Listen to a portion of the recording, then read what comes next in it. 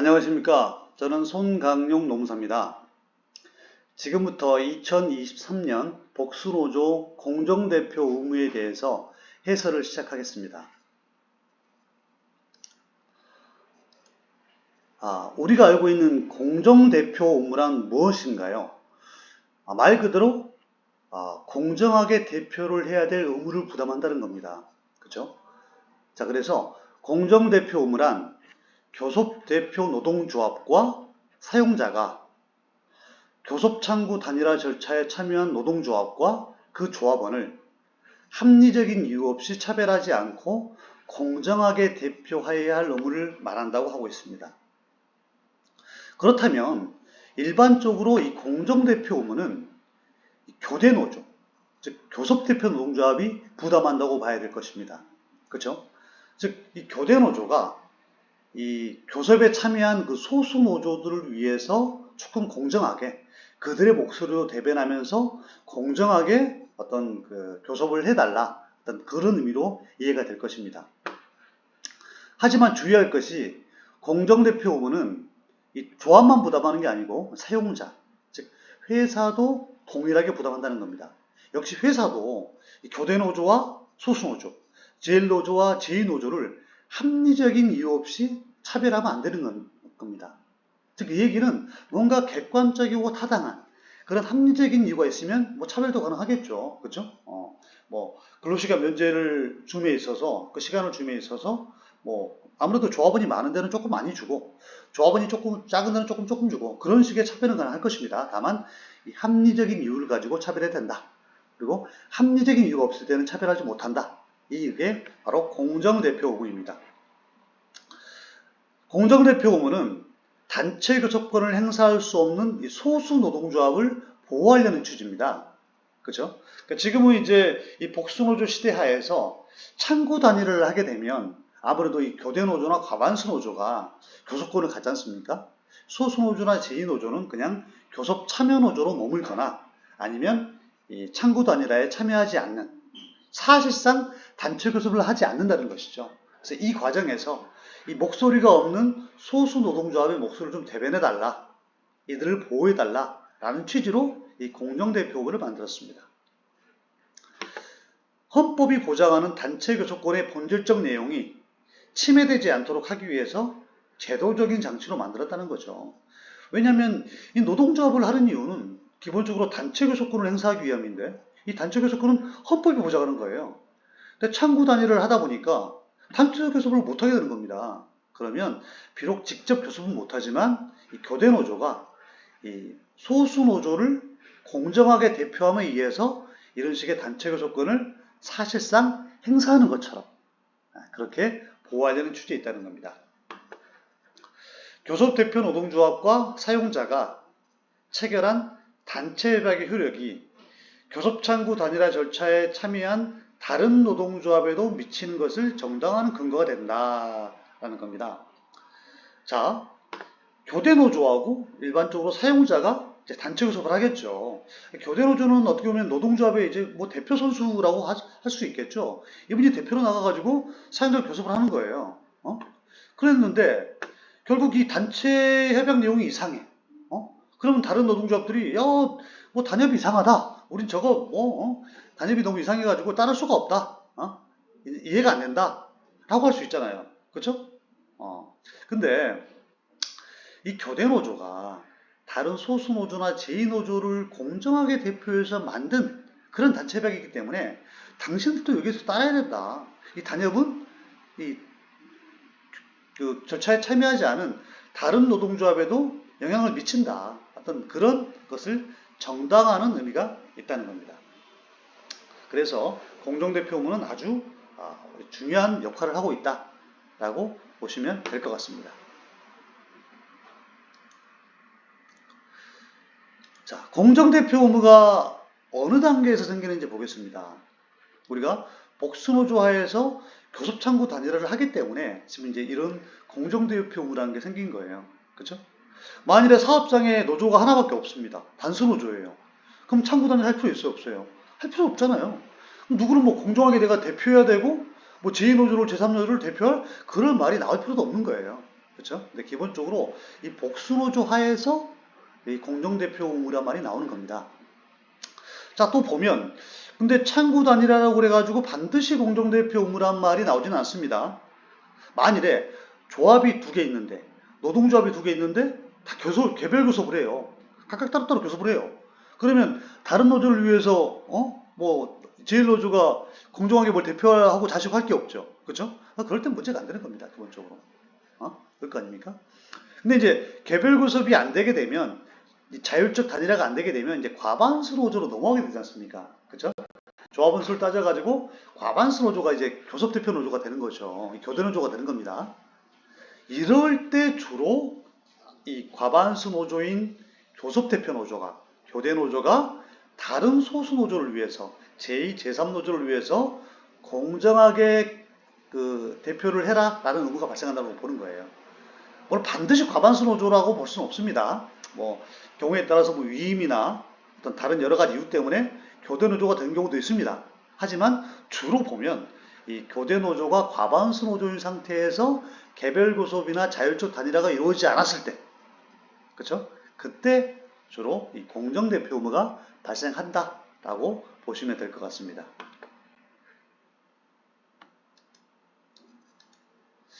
자, 그러면 이 공정대표 의무는 누가 지켜야 되는 거냐? 뭘 지켜야 되는 거냐?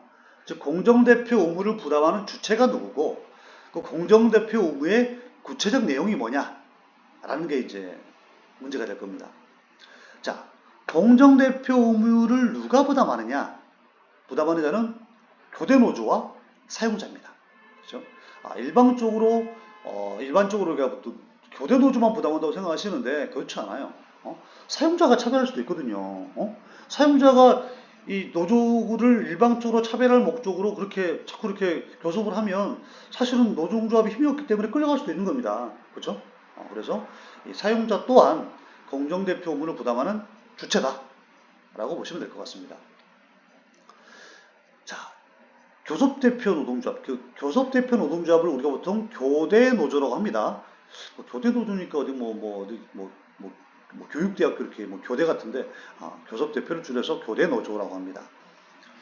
교대노조와 사용자는 소수노조 그리고 그 소수노조 소속 조합원을 합리적 이유 없이 차별하지 않을 의무를 부담한다 라고 제가 말씀드렸죠. 다만 차별에 합리적인 이유가 있을 때는 괜찮다는 거예요. 이렇게 되면 뭐 다 자기들 이거 차별해놓고 합리적이 있습니다. 할 거 아닙니까? 그래서 이 판단은 구체적인 사실관계에 보고 개별적으로 판단한다는 거예요. 예를 들어서 뭐 조합원 수가 교대노조가 제2노조보다 2배가 많아. 2배가 많아요. 그러면 반드시 타임오프를 2배를 가져가야 되는 거냐? 뭐 3배를 가져가야 되는 거냐?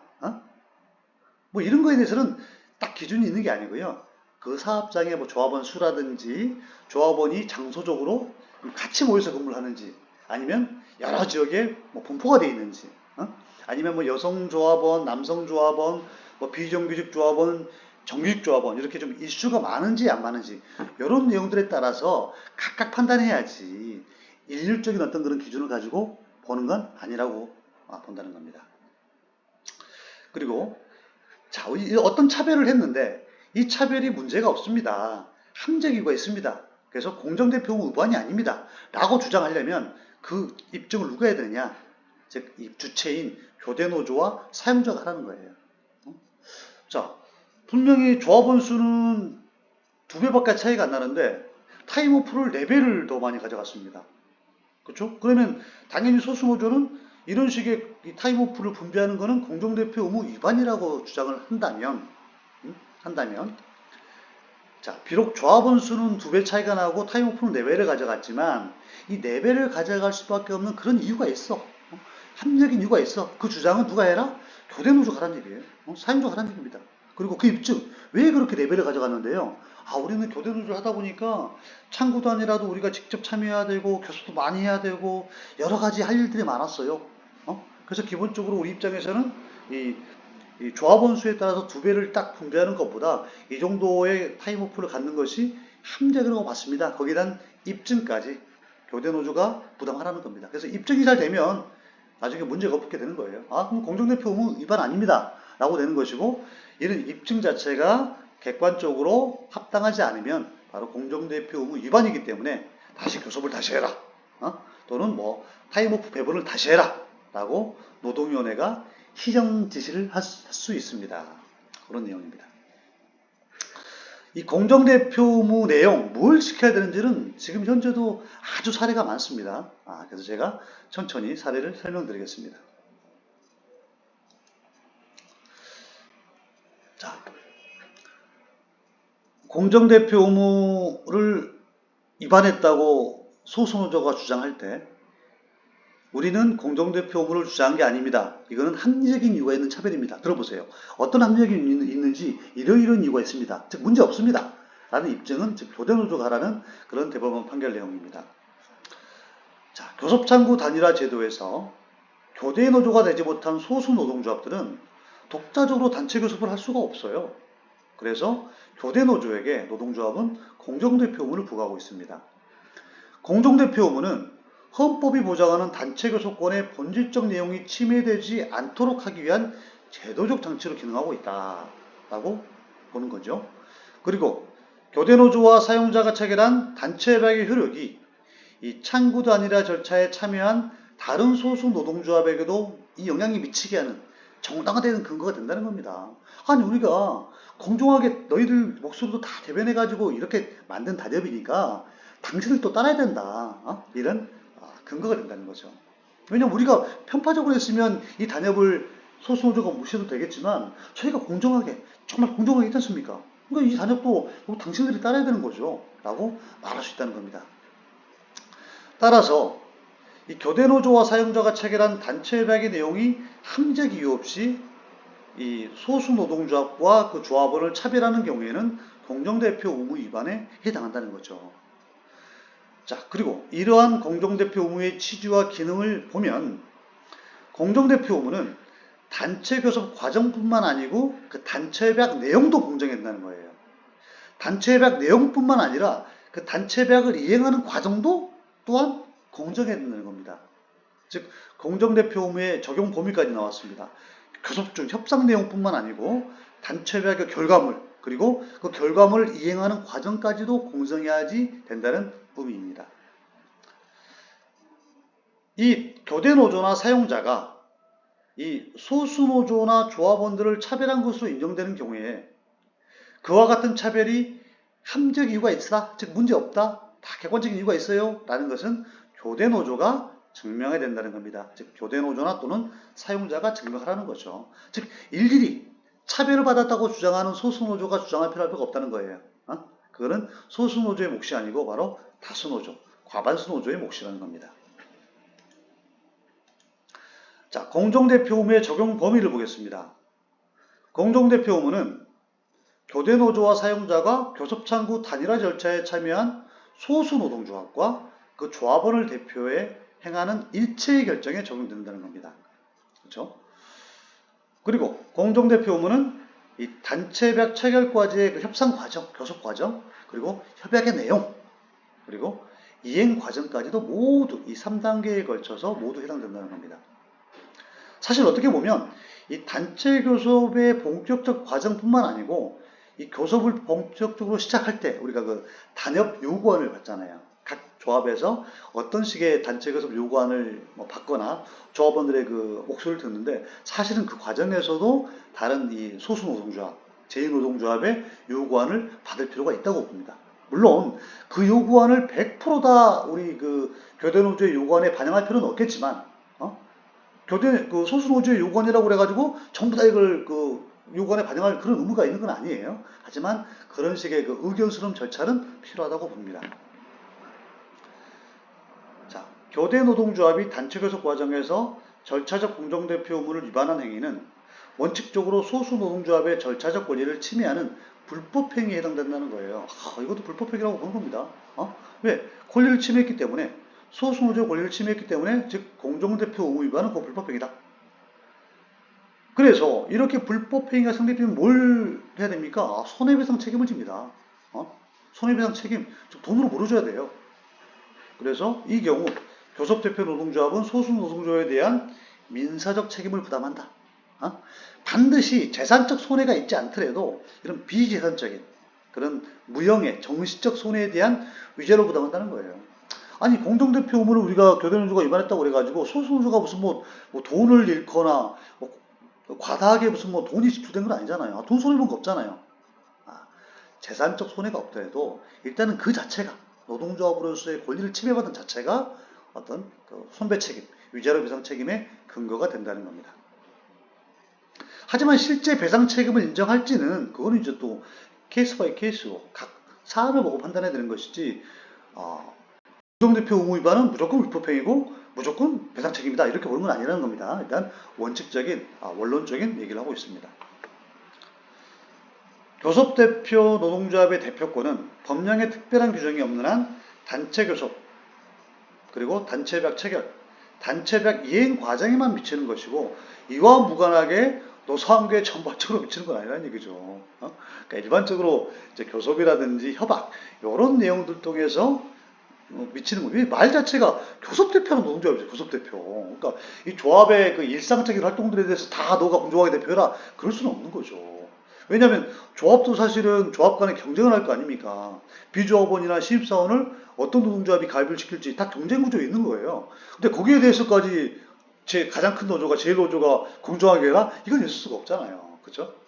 각 노조 간의 뭐 선명성 경쟁이라든지 그런 것들은 또 각자의 영역입니다. 하지만 말 그대로 당신이 교섭대표한 노동조합이기 때문에 이 교섭과 관련된 교섭이라든지 협약 이행 과정에 대해서는 이 대표권도 미치고 당신이 대표권을 갖기 때문에 공정하게 대표하라는 그런 의무가 붙는다는 겁니다. 그렇죠? 그래서 이미 교섭도 끝났고 협약도 완료가 됐고 협약과 전혀 무관한 사안 가지고 소수노조들이 교대노조한테 공정하게 하세요.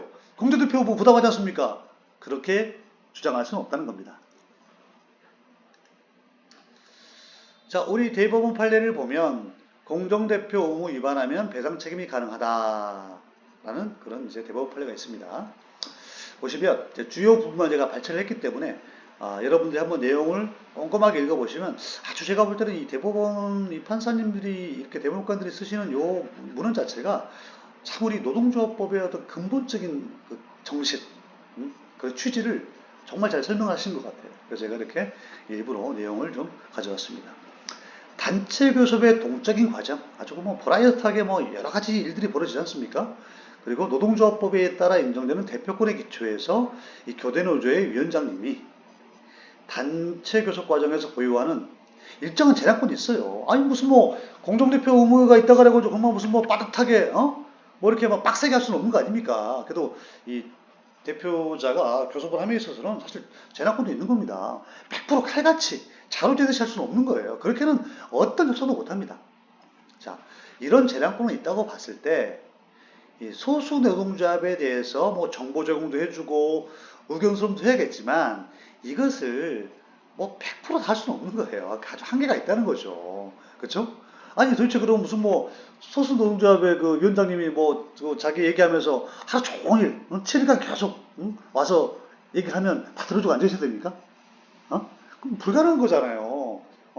아니 어떻게 좀 협의하는 또 우리가 뭐 좀 시간이 좀 있어야 되겠지만 너무 과다하게 뭐 일주일간 24시간 뭐 대화를 해야 된다 이렇게는 힘든 거 아니겠습니까? 그래서 어떤 정보 제공을 해라 의견 수렴해 주세요 이런 기본적인 취지에는 동감하지만 여기에는 한계가 있을 수밖에 없다는 거예요. 그래서 이 재량권이 있는 거 아니겠습니까? 이 교대노조의 그 큰 조합의 위원장님께서 그렇죠? 자, 이런 사정도 좀 같이 보자는 거예요. 너무 빡빡하게 이걸 100% 이렇게 막 빡세게 해석하지 말고. 그래서 교섭대표 노동조합이 교섭과정 모든 단계에서 소수 노동조합을 위해서 정보 제공이라든지 의견 수렴 절차를 거치지 아니하였다고 해서 이 자체를 무조건 공정대표 의무 위반이다라고 단정하지는 말라는 겁니다. 그렇죠? 그렇지? 어느 정도 선까지 정보 제공을 안 했냐? 어느 정도 선까지 의견 수렴 안 했냐? 이 정도로 보고 판단해야지. 정보가 100개가 있는데, 뭐 99개를 줬어. 근데 한 개를 제공 못했어. 그걸 가지고 정보 제공을 하지 않았다고 할 수 있어요? 자, 소수노조에서 좀 대화를 하자. 우리 요구안을 좀 설명하겠다 해서 5번 요구를 했어. 근데 4번 정도 한 번을 못 갔어. 여기 가지고 의견 수렴 절차를 이행하지 않았다고 할 수 있어요? 그러니까 정도를 보고 판단하자는 거죠. 단체 교섭의 전 과정을 전체적으로 종합적으로 살필 때 소수 노동조합에게 기본적이고 중요한 사항에 대해서 정보 제공이라든지 의견 수렴 절차를 충분히 거치지 않았다고, 진짜 이 정도면 좀 너무 기본적인 것도 안 했네 라고 인정되는 경우에는, 그때는 정말 이 교대노조가 문제가 있는 거죠. 그때는 교대노조가 이 재량권을 너무 좀 과하게 쓴 거예요. 과하게. 권리를 가지고 있으면 적당히 해야지 말이야. 너무 과하게 썼다는 겁니다. 우리가 재량권의 일탈이라고 그럽니다.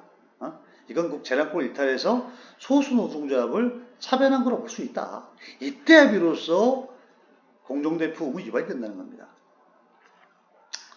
자, 교대노조가 이 공정대표 의무 위반해가지고 합리적인 이유 없이 소수 노조를 차별했다면 어떻게 됩니까? 불법행위 성립한다고 그랬죠? 그리고 이 손해에 대해서 이 돈적인 지출이 없더라도, 재산적인 손해가 없더라도 어떤 비재산적 손해에 대해서 돈으로 배상할 책임, 즉 위자료 배상 책임을 부담한다라고 대법원은 판시하고 있습니다. 우리 고용노동부 행정해석을 보면 교대노조가 소수노조의 의견 수렴하는 건 필요하죠?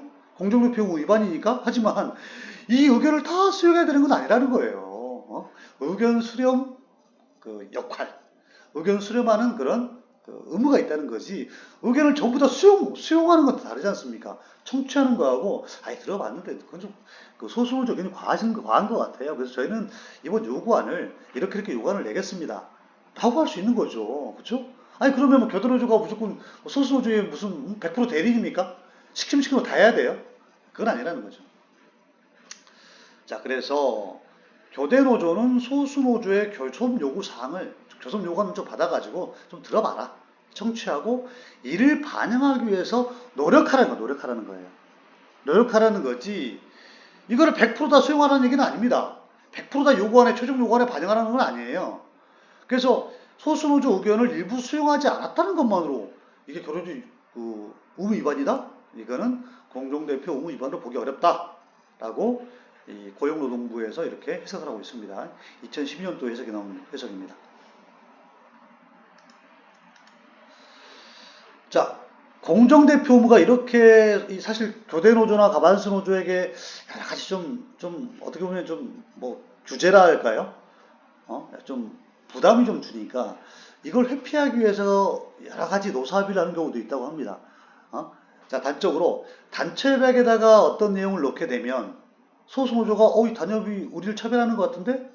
라고 해가지고 바로 이 공정대표 의무 위반으로 제소할 거 아니에요. 그러니까 그걸 피하기 위해서 좀 민감한 부분은 단협에다가 이렇게 하는 거죠. 자, 뭐 경조금에 대한 사항은 별도로 노사합의한다.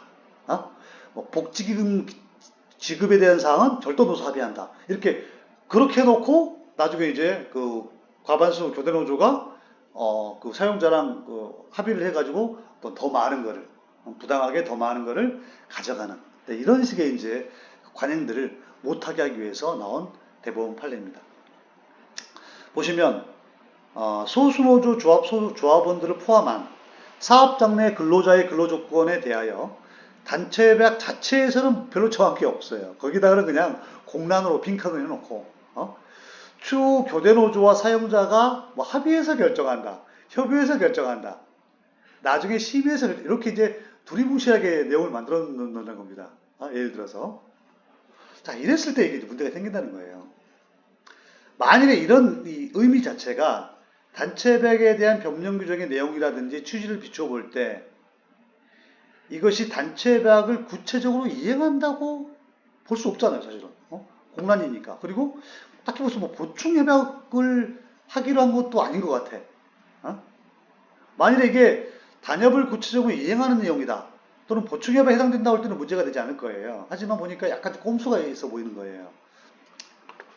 이는 단체협약 규정에 의해서 단체협약이 아닌 다른 형식으로, 뭐 별도의 노사합의 양식으로 근로조건을 결정할 수 있도록 포괄적으로 위임한 거라고 본다는 겁니다.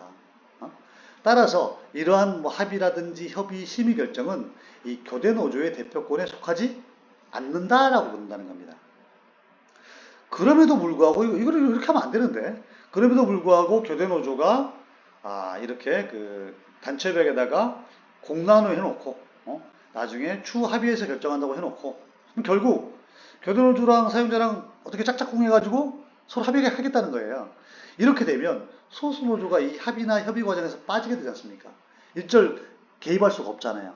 이렇게 해서 소수노조를 협의나 합의, 심의 결정에서 배제하도록 하는 것은 결국 또 뭐다? 또 하나의 차별이다. 즉 합리적 이유 없는 차별이므로 이것도 역시 공정대표 의무에 반한다라고 본다는 겁니다. 이런 식의 공란으로 만들어 놓고 언제든지 소수노조를 배제해가지고 이 과반수 노조나 제1노조에게 부당하게 유리하게 어떤 합의를 이끌어낼 수 있는 그런 식의 내용들도 문제가 될 수 있다라고 대법원은 보고 있습니다. 자, 저도 가끔 이런 상담을 해봤는데요. 그러니까 뭐 소수 노동조합이지만 창구 단일화 절차에 참여했으면 비록 이분들이 교섭 과정에는 안 들어갔지만 전체적으로 보면 교섭에 같이 참여하는 것으로 볼 수가 있거든요. 일단 형식상 상징적으로는 그렇죠.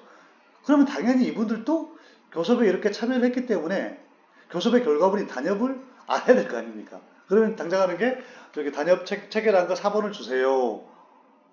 그럴 수 있지 않습니까?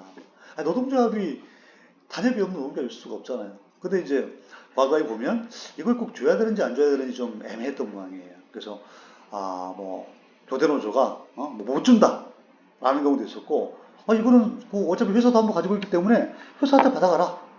왜 나한테 달라고 그러느냐? 뭐 이런 식으로 하는 경우도 있었고 좀 뭐 약간 좀 주기 싫어하는 거죠. 왜냐면 어차피 사업장에서 좀 경쟁 관계 있기 때문에. 자, 여기에 대해서 이제 우리 노동위원회가 뭐라고 판단했냐면 결론은 당연히 줘야 되는 거죠. 당연히 단협의 내용을 알려줘야죠.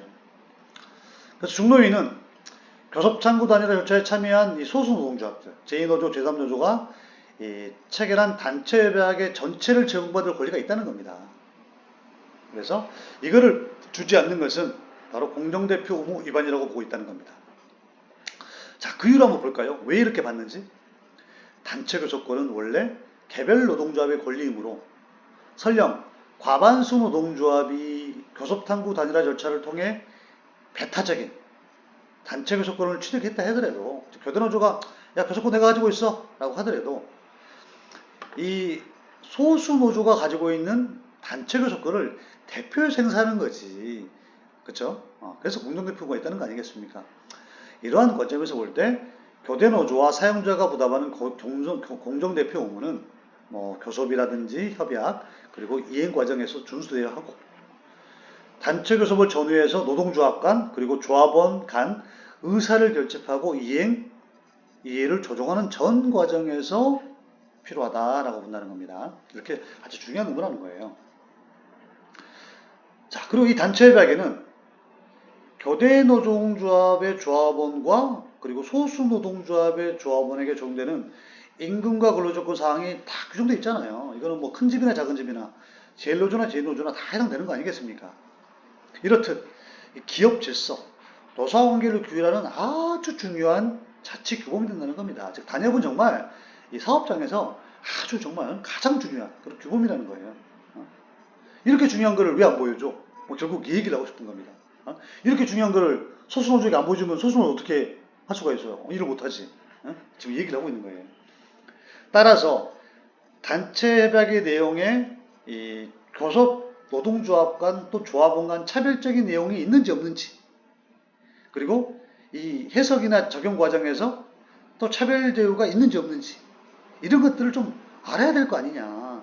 그래서 이 노동조합에게도 모두 다 단협 사본을 제공하라는 게 결론입니다.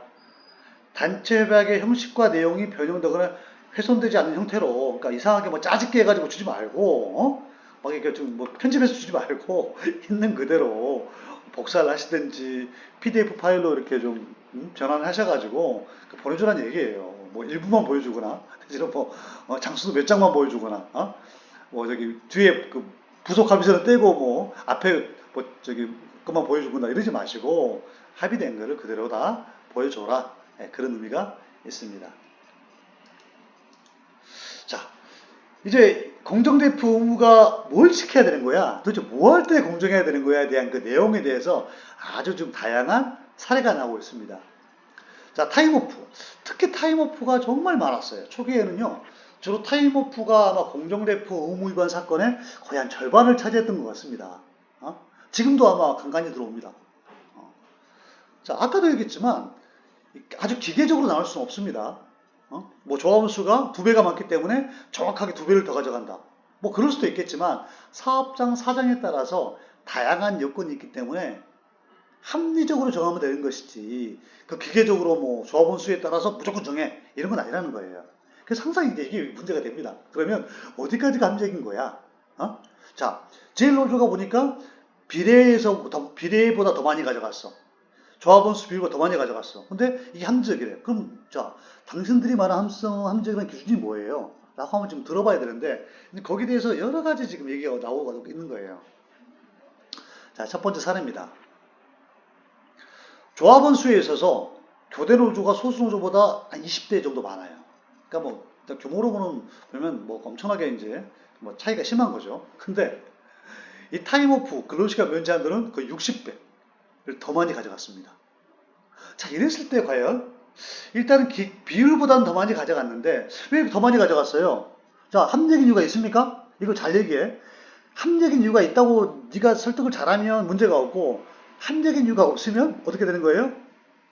부당한 차별이기 때문에 공정대표 의무 위반이 돼가지고 나중에 뭐 형사처벌 받을 수도 있고 또 노동위원회 시정실을 받아야 되는 겁니다. 그럼 교섭을 다시 해야 되는 거예요. 자, 그런 문제가 발생합니다.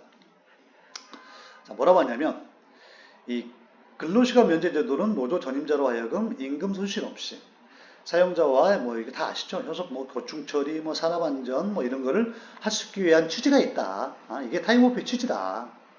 근데 반드시 제1노조가 아닌 교대노조가 아닌 소수노조의 전임자라고 해서 이런 게 안 필요하냐? 야, 작은 집도 다 할 건 다 해야 돼.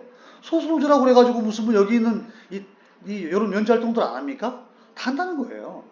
그 조합활동에 소요되는 시간이 이 교대노조에 비해서 물론 작긴 짜겠지만 훨씬 적다고 보기는 어렵다는 거예요.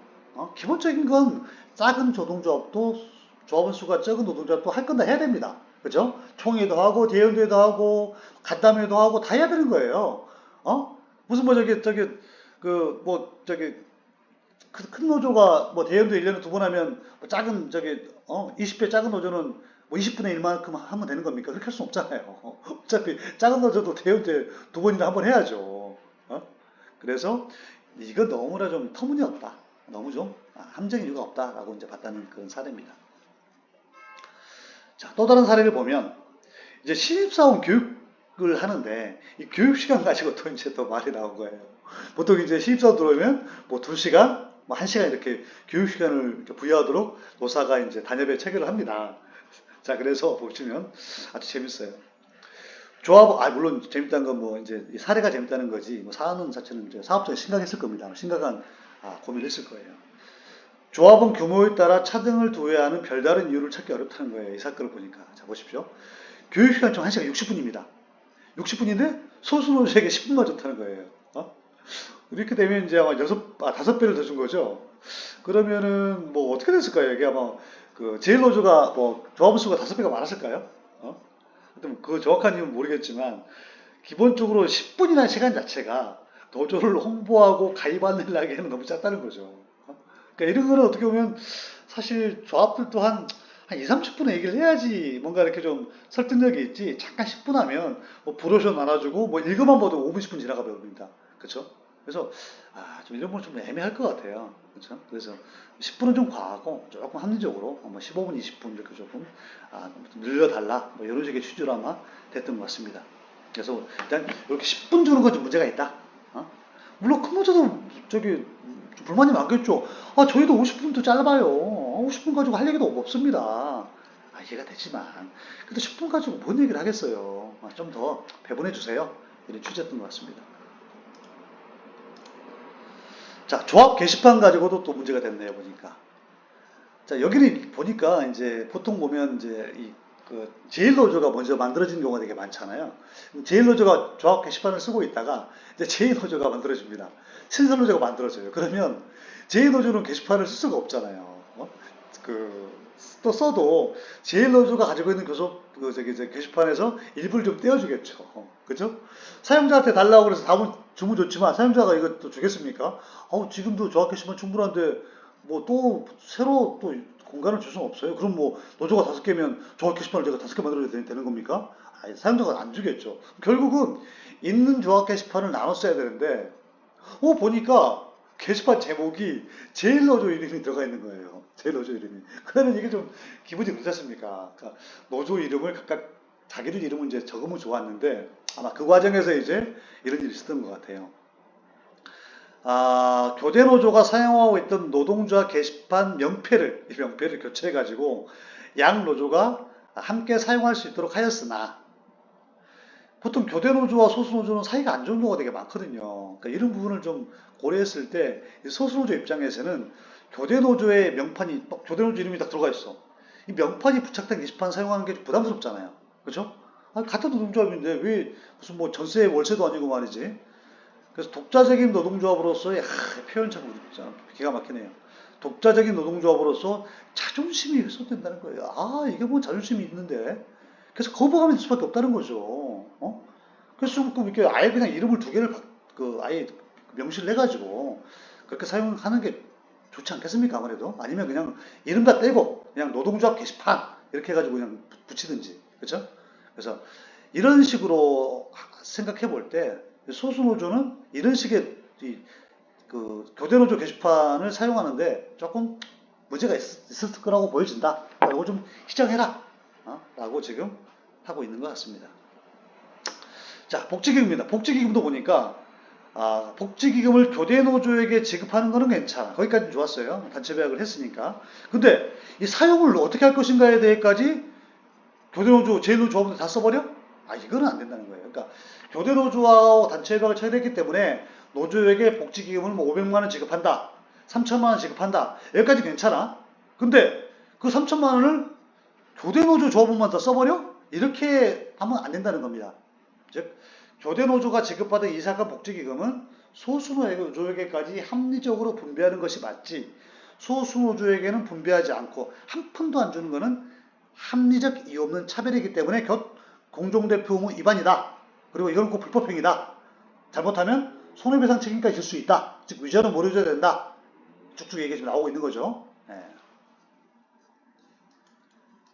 또 사례입니다. 자, 조합사무실 얘기네요. 조합사무실.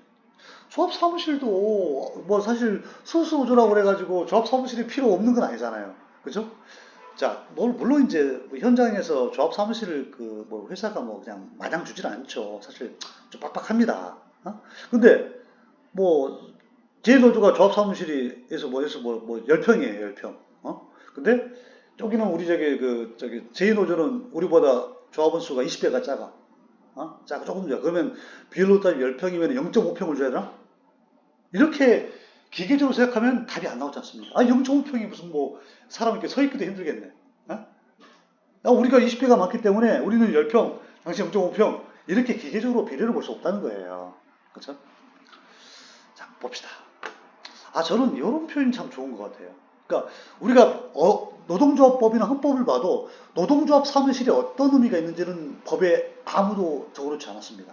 그렇죠? 법에는 사실 노조 사무실은 중요한데 이 노조 사무실이 무슨 의미가 있는지는 아무도 적힌 게 없어요. 근데 감사하게도 이 대법관님이 이 판결문에 이런 내용을 적었습니다. 노동조합의 존립과 발전에 필요한 일상적인 업무가 이루어지는 공간이 곧 노동조합이다. 사무실이라는 거예요. 대법원에서 이 대법원 판결로서 노동조합 사무실이 가지는 중요성을 얘기했습니다. 노동조합의 존립과 발전에 필요한 일상적인 업무가 이루어진 공간이다. 저는 정말 이 표현 때문에라도 이 해석을 꼭 이 판결문을 보여드리고 싶었습니다. 제가 만든 거 아니잖아요. 우리나라 대법원에서 대법관님들 여러분이 수기하셔가지고 만든 내용입니다, 이게. 그래서 조합사무실이 왜 필요해요? 라고 사용자가 얘기하면 이걸 보여주세요. 우리나라 대법원에서 대법관님들 여러 명이 이 판결문에 나온 내용입니다. 이게 사실 법보다 더 중요한 내용이에요, 법보다. 법도 판사들이 이거 문제 있어, 그럼 문제 있는 거예요. 자, 사용자가 단체 계약 등에 따라 교대 노조가 상시적으로 사용할 수 있는 노동조합을 사무실을 제공했습니다. 뭐 당연히 제일노조는 사무실에 있었겠죠. 그렇으면 특별한 사정이 없는 이상은 다른 노동, 소수 노동조합에게도 줘야 되지 않냐는 거예요. 반드시 일률적이가 똑같이, 야, 너 10평, 너 10평. 이렇게는 못 주겠지만, 또 비례적으로, 뭐, 너는 10평이니까, 뭐, 너는 저기 저기 절반 정도 되니까 5평. 뭐, 이렇게는 아니더라도, 일단은 뭔가 좀 상시적으로 쓸 수 있는 공간은 줘야 되는 거가 맞다. 라고 우리 대법원에서 판단하고 있습니다. 하지만, 안 줬다는 거야. 왜 안 줬어? 물어보니까, 아이고, 우리가 지금 뭐 공간이 좁아가지고 공간이 없어요. 물리적 한계를 얘기합니다. 아이고, 돈 많이 들어요. 여기 강남인데, 이거 빌리려면 돈 몇백만 원 듭니다. 또, 우리 회사 어려운데 너무 돈 많이 들어요. 이런 이유로 사무실을 전혀 제공하지 않거나, 일시적으로 회사 시설을 사용할 수 있는 기회를, 그러니까 사무실은 안 주고 잠깐 이번 달만 좀 쓰세요. 이런 식으로 하는 거는 이거는 문제가 있다는 겁니다. 이거는 한적 이유가 없는 차별이다. 그러니까 가급적이면 좀 두라는 거죠. 어떻게 뭐 월세를 내든 임대료를 부담하든지 간에 왜 대법원에서 얘기하고 있잖아요. 조합 사무실 중요하다고 이렇게 꼭 줘야 된다고. 또 요것도 있네요. 그러니까 교대 노조가 그 단체장 체결하면서 자기 노조 창립 기념일을 유급필로 한 거예요. 보통 우리 단체장에 보면 노조 창립 기념일 유급필입니다. 근데 노조가 여러 개야. 근데 제일 노조만 창립 기념일 유급필로 했어. 그러니까 이게 이제 무슨 하는 거죠. 요것도 소수 노조를 차별하거나.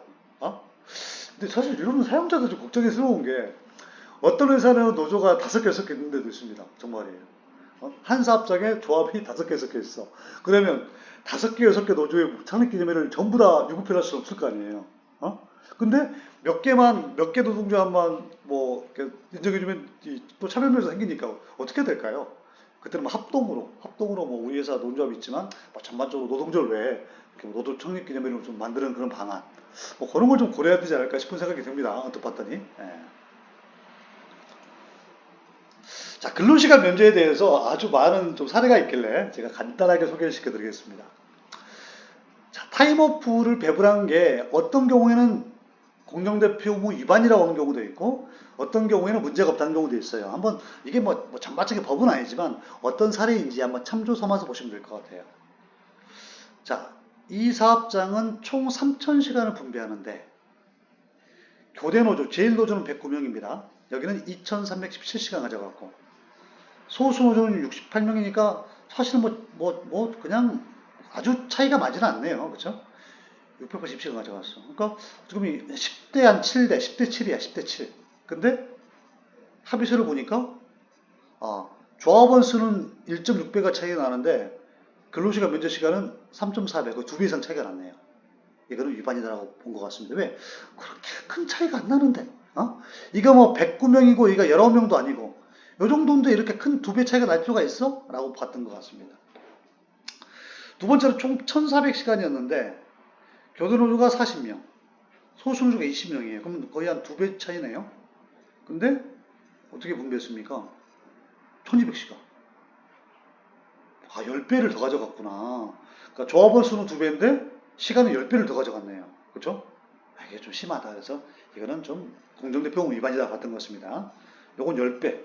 요거는 좀 이해가 되는데 요건 2배인데 너무 심하지 않아? 이렇게 보시는 분도 계실 거예요. 근데 이제 구체적인 사업장의 상황을 봐야 됩니다. 굳이 이렇게까지 차이가 날 필요 없어요. 라고 봤던 것 같아요. 여기는 아예 그냥 소수노조에게 일절 1시간 안 준 것 같아요. 그러니까 392명이 제일노조고 13명이니까 아예 안 줬던 거죠. 뭐 그래봐야 뭐 30배 차이가 나니까. 근데 아예 안 주는 건 좀 심하다. 여기처럼 뭐 100시간을 주든지 이렇게 주는 게 필요하다라고 봤던 것 같습니다. 자, 이번에 이제 위반이 아니라고 본 경우에요. 아마 앞 내용이랑 조금 혼동스러울 텐데 이거는 그야말로 케이스 바이 케이스입니다. 사업장 사정에 따라 다른 거예요. 뭐 2배, 3배, 4배 가지고 일적으로 뭐 2배는 괜찮고 4배는 문제야 이렇게 보시면 안 됩니다. 총 24,200시간 중에서 교대노조가 18,000시간, 소수노조가 6,000시간 가져갔으니까 대략 한 3배를 더 가져간 거나 6, 38, 3배 더 가져갔죠?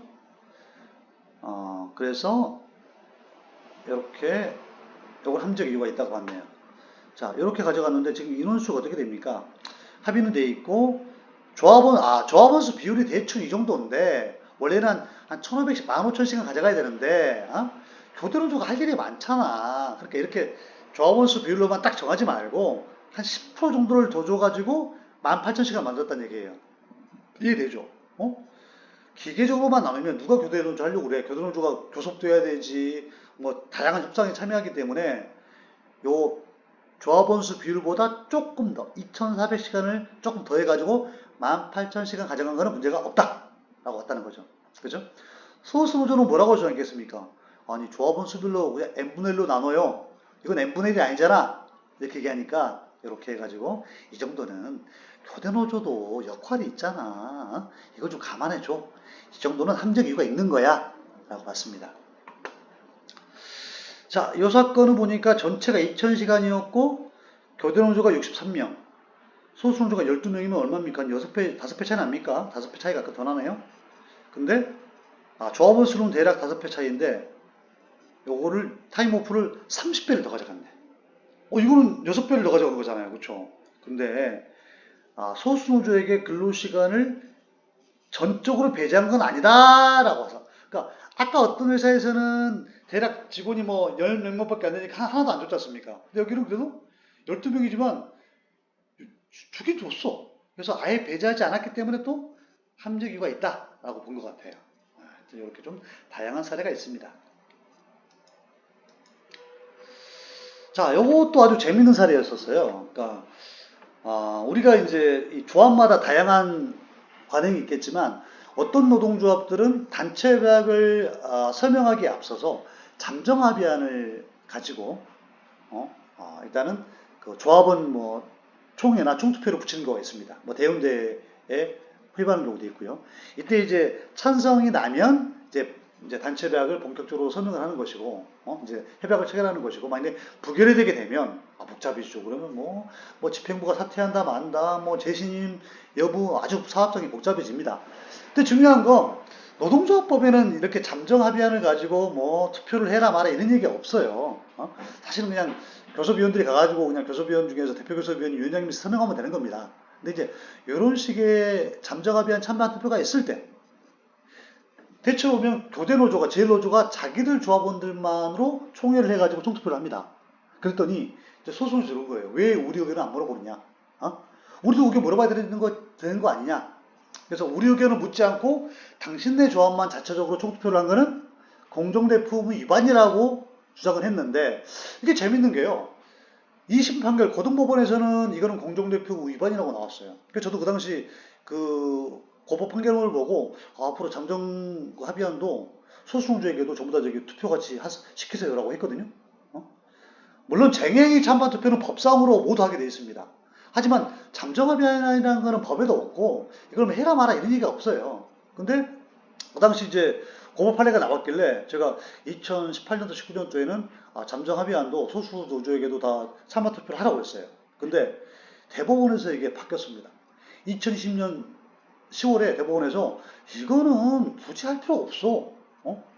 이게 뭐 잠정합의안 자체가 법에 있는 것도 아니고 잠정합의안을 찬반 투표를 붙이라는 얘기도 법에 없는데 굳이 이거를 왜 소수노조에게까지 반드시 하라고 해야 돼? 여기까지 공정대표 의무가 있는 건 아니야 라고 대법원이 판단했다는 게 중요한 겁니다. 자, 내용을 보시면 교대노조가 이 단체협약 잠정합의안을 만들었을 거 아니에요. 그래서 이 잠정합의안을 자신들만, 자기 노조만 조합원청회 또는 총회에 가름할 대연대회 찬반투표 절차에 거쳤는데 소수노조에게는 거치지 않은 거예요. 즉 소수노조 조합원들에게는 뭐 동등하게 뭐 절차에 참여할 기회를 안 줬다, 부여하지 않았다, 그들의 찬반 의사까지 고려하여 잠정합의안에 그 투표를 하지 않았다고 하더라도, 즉 이 찬반 투표는 묻지 않았다고 하더라도 이것만 가지고 공정대표 의무 위반이라고 단정할 수 있어? 그건 아니라는 얘기죠. 이거는 결론적으로 공정대표 위반이 아니라는 겁니다. 이건 물을 수도 있고 안 물을 수 있는 거지. 아니 그동안 충분히 교섭조차 과정에서 설명했고 교섭 요구안 받았고 협상 과정 일일이 설명했고 단체협약 내용도 설명했어. 근데 자기들 조합원의 의사를 물어보는 요 자체적인 찬반 투표까지 반드시 해야 돼? 이건 아니라는 거죠. 왜냐하면 오히려 소수노조는 자기 노조만의 관행은 우리는 찬반 투표 이런 거 하는 거 좋아하지 않아요. 하고 할 수도 있는 거예요. 극단적으로 말씀드리면. 그렇죠? 우리는 찬반 투표 이런 거 하고 싶지 않은데 왜 우리가 해야 돼? 이럴 수도 있는 거죠. 조합마다 사정이 다르니까. 그래서 이거를 소수노조에게 찬반 투표를 안 시켰다고 그래가지고 이거를 공정투표 의무로 볼 수는 없다. 그러니까 문제되지 않아. 이건 차별이 아니야. 이건 각각 노동조합마다 독자성이라든지 노동조합의 그 자기들만의 그 철학이 있기 때문에 그걸 존중하라는 그런 취지 같습니다. 하지만 이제 그 고법 판결을 보면 이게 공정대표 의무 위반이라고 나왔던 거예요. 뭐 이게 사실 이제 대법 판결이 우선이기 때문에 의미가 없지만 저는 이 내용을 좀 보면서 왜 이게 공정대표 의무 위반이라고 왔을까? 그걸 좀 이제 좀 말씀드리려고 좀 내용을 좀 가져왔거든요. 자, 그래서 하여튼 뭐 전반적으로 보니까 소수노조의 조합원에게도 뭔가 좀 동등하게 절차에 참여하게 해주라, 이런 내용을 자꾸 강조했던 것 같아요. 그래서 뭐 교섭대표 노조에게 부여된 공동대표 의무는 말 좋네요. 조합원의 수권적 동의나 조합민주주의의 실현을 대체한다는 중요한 의미를 가지고 있다. 뭐 이런 또 아주 주옥 같은 말이 나옵니다. 그리고 교대노조가 제일노조가 조합원의 이 의사를 물을 때는, 총의를 물을 때는 이런 수권적 동의나 조합 민주주의의 관점에서 최소 소수노조 조합원에게도 똑같이 좀 참여할 기회를 줘야 되는 거 아니냐? 하고 보는 거예요. 그러면서 단체 교섭권은 헌법에서 보장하는 노동상권 중에서 가장 핵심적인 권리다. 저는 이런 말이 참 좋은 것 같습니다. 그리고 교섭정보 탄이라 제도는, 그런데 이건 불행하게도 이 청구단이라는 이런 어마어마한 중요한 단체 교섭권을 좀 침해하는 거다. 그래서 오히려 이 침해당한 단체 교섭권을 어떻게 하면 더 살리기 위해서는 이런 식의 잠정합의안에 대한 문제제기라든지 찬반투표의 기회에 참여할 수 있는 것을 더 강하게 보장해야 된다. 그래야지만이 이 소수노조의 헌법상의 이 단체 교섭권이 그래야 보장되는 것이고 이게 유명무실화 되는 걸 막을 수가 있는 것이다. 이런 의미에서 고법 판사들은 하여튼 참여의 기회 보장, 이런 관점에서 아마 찬반투표에 같이 해라 라고 했던 것 같아요. 그래서 중요한 건 대법원 판결에서 이제 할 필요가 없다, 나왔던 게 중요한 겁니다. 이때 아마 이제 이걸 가지고 그 소수 노동조합이 또 뭘 제기했냐면, 자, 우리에게는 찬반투표에 참여할 기회를 보장하지 않았지. 이건 공정투표 의무 위반이야. 그렇기 때문에 이거는 불법행위야. 그렇기 때문에 여기 대해서 제일노조는 우리한테 손해배상해라 라고 손해배상 청구를 제기했어요. 할 수 있다고 아까 나왔잖아요. 근데 이 사례에 대해서는 또 이 선배 책임을 인정하지 않았습니다. 자, 뭐라고 봤냐면, 자, 보세요. 고등법원에서는 이게 공정대표 의무 위반이라고 봤어요. 근데 하지만 이게 바로 또 불법행위는 아니라는 거야. 대표 의무 위반행위인데 불법행위는 아니라는 거예요. 자, 논리를 보십시오. 왜 불법행위 아니지? 뭔가 타당한 이유가 있었다는 거죠. 얘기 들어보니까 그럴만했네, 이해가 된다는 거예요. 이건 이해가 되기 때문에 괜찮다고 봤는데, 왜 이해가 됐냐면, 자, 이런 식으로 기회를 보장하지 않는 것이 혹시라도 뭐 공정대표 의무 위반이 될 수는 있을지 몰라도 여기까지 좋아. 하지만 이 당시만 해도 이 공정대표 의무가 그렇게 유명했던 때가 아니에요. 사실 많은 노동조합들이 그게 뭐예요?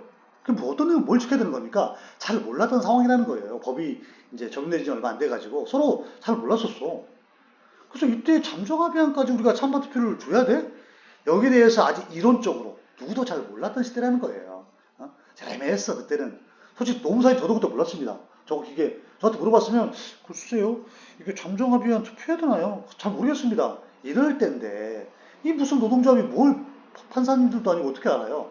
그래서 그냥 넘어갔을 수도 있다. 또 고용노동부에 이걸 또 친절하게 물어봤나 봐.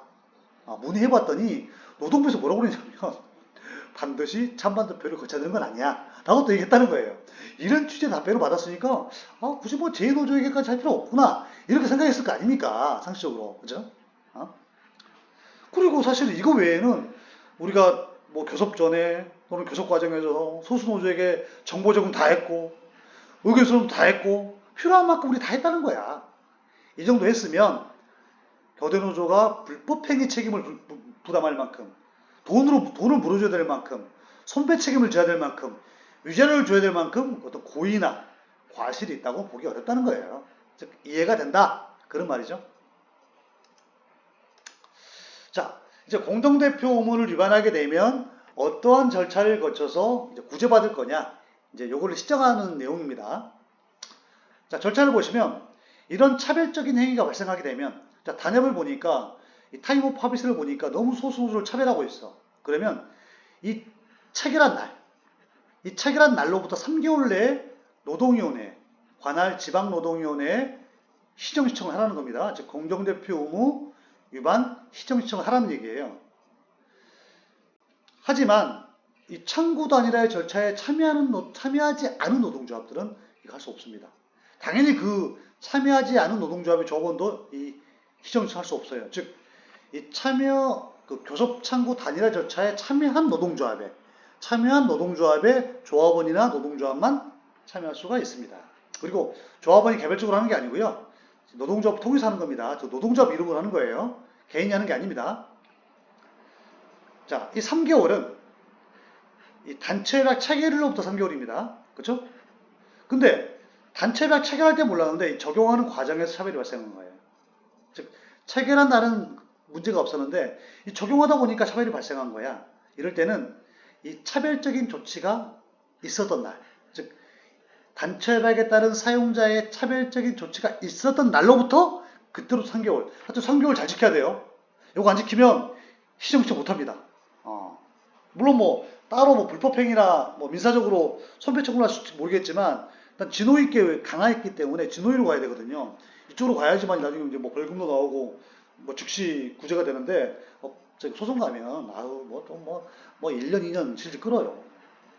그래서 이건 제척기간. 요 3개월은 제척기간이기 때문에 이걸 안 지키면 신청을 못한다, 이런 말입니다. 위반 행위가 있었음을 안다는 의미가 없다는 거예요. 하여튼 요 단협 체결일 그리고 사용자가 조치를 한 날, 요게 3개월이지. 근데 그때는 몰랐는데 저희가 나중에 알았거든요. 이거는 전혀 의미가 없다, 이런 의미입니다. 자, 우리 판결을 보면 꼭 3개월의 제척기간을 준수하라는 내용인데요. 그러니까 여기가 그런 거예요. 그러니까 이 단협 체결일로부터 3개월로 해야 되는데 보십시오. 체결일이 2013년 11월 22일이에요. 근데 언제 시청을 했냐면 2014년 3월 5일에 했기 때문에 벌써 한 4개월이 지났지 않습니까? 그러면 이거는 3개월 지난 거잖아요. 달력상 딱 숫자가 보이잖아. 명목백박형을 지났잖아. 이거는 바로 각하시켜버려요. 즉 구제 신청을 안 해줍니다. 그러니까 이거 잘 지켜야 됩니다. 근데 노조는 왜 억울하다고 하냐면 체결일은 11월 22일이었지만 회사가 이 소수노조에게 단체협약서를 언제 줬냐면 그 다음 해 1월달에 준 거예요. 그러니까 단체협약서를 받은 날짜로 따지면 3개월이 안 됐어. 그렇기 때문에 이거는 조금 부당하다고 본 거예요. 근데 이제 이 법원은 뭐라고 했냐면 이 단체협약서를 회사가는 2014년 1월 23일 줬지만 이미 제1노조가 협약서의 내용을 이때 이미 준 겁니다.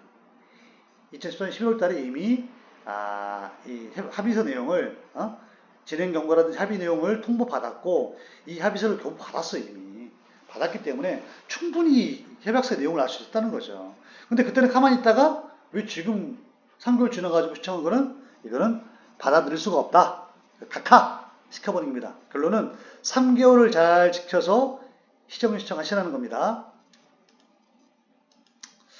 자, 만약에 이제 이 공정대표 의무가 위반했다고 인정되는 경우에는 이제 차별을 시정하라고 조치를 하겠죠. 그렇죠? 이런 시정명령을 내릴 수도 있고, 문제가 안 돼, 기각할 수도 있습니다. 이건 항상 우리가 노동위원회 서면으로 합니다. 서면으로 어떤 그런 문서로서 보내게 되겠죠. 그리고 이것들은 교대노조하고 사용자, 그리고 소수노조, 시정한 소수노조에게 각각 통지를 해줍니다. 자, 어떤 식으로 판정하냐면요. 만일에 교섭 과정에서 문제가 생겼어요. 교섭이 진행 중인데 자꾸 제1노조가 우리 얘기를 안 들어줘. 우리를 자꾸 빼. 교섭 내용도 안 알려줘. 이러면 이렇게 되겠죠. 교대노조가 단협 체결 과정에서 이 사건 노동조합의 의견을 수렴하지 않는 것은 공정대표 의무 위반을 인정한다. 그래서 제1노조는, 교대노조는 이 판정서를 받은 날로부터 며칠 내에 이 소수노조의 의견을 수렴하라. 수렴하라. 이렇게 나온다는 겁니다. 의견 수렴하지 않는 것은 공정대표 의무 위반이다. 그래서 이거 의견 수렴하라. 이게 시정명령 내용입니다. 만일에 단체협약을 체결했어요. 근데 단협 내용에 문제가 있어. 이렇게 되면 이렇게 나오겠죠? 자, 단협 중에 제 몇 조는 공정대표 의무 위반이다. 이렇게 조항을 찍어가지고 이 조항은 위반이다. 그래서 교대노조와 사용자 회사는 이 판정서를 문서를 받은 날로부터 며칠 내에 이 조항 몇 조를 다시 교섭해라. 재교섭해가지고 차별 부분을 해소하라. 바꿔라. 내용 바꿔라. 수정해라. 이렇게 이제 판정을 낸다는 거죠. 자, 교섭도 문제가 없었고 단협도 내용이 체결을 잘했어요. 근데 이제 이 단협을 이행하는 과정에서 문제가 생긴 거예요. 특히 이제 근로시간 면제 시간을 뭐 안 주거나 소수노조에게 아예 너무 조금 준 겁니다. 이런 경우에 어떻게 봅니까? 근로시간 면제 배분하지 않는 것은 공정대표 의무의 위반이다. 그래서 어떻게? 소수노조에게 시간을 배분해라. 줘라. 분배해라. 이게 판정문, 시정명령의 내용입니다. 자, 마지막입니다. 이러한 노동위원회 시정명령이라든지 기각결정에 대해서 불복하려면 우리 이제 종로위를 통해서 할 수가 있겠죠.